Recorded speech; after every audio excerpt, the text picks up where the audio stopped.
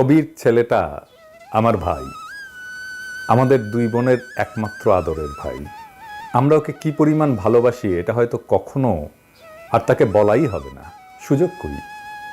যেদিন প্রথম আম্মু তাকে আনে বাসায়, এসেই সে আমাদের দুই বোনের গায়ে সসম্মানে হিসু করে ভালোবাসার জানান দেয়।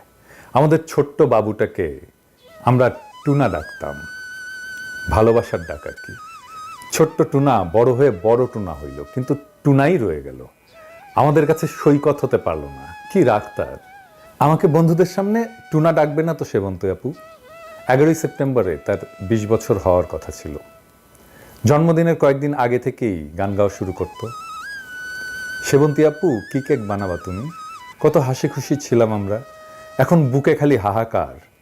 কি যেন নাই, নাই তো নাই। আমাদের কলিজাকে গুলি করে মারা হয়েছে। আমার ফুলের মতো ভাইটাকে ঠান্ডা মাথায় টার্গেট করে মাথায় গুলি করা হয়েছে। বাবার কাছে ছেলের লাশের চেয়ে ভারী এই পৃথিবীতে কিছু আছে? বিচার কাকে দেব? আল্লাহর কাছে দিলাম।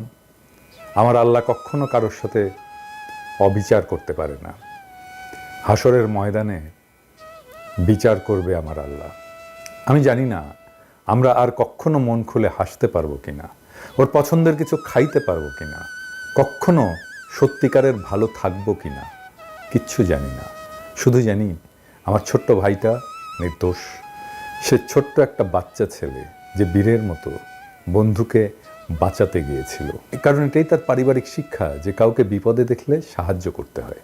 কখনো আর ভাইকে দেখতে পারবো না, জড়িয়ে ধরতে পারবো না, গালে কপালে জোর করে চুমু দিতে পারবো না, আর কখনো বলতে পারবো না টুনা কয়েল ধরায় দে, টুনা পানি দে। আমার ভাই শহীদ। শুক্রবার দিন দুপুর 3:37 আমার ভাইয়ের মাথায় গুলি করা হয়েছে। মুসলমানদের জন্য শুক্রবারের মৃত্যু হচ্ছে স্বপ্ন, আর তার উপরে মহররম মাস। জান্নাতে সবুজ পাখি হয়ে ঘুরে বেড়াচ্ছে আমার ছোট্ট বাচ্চাটা।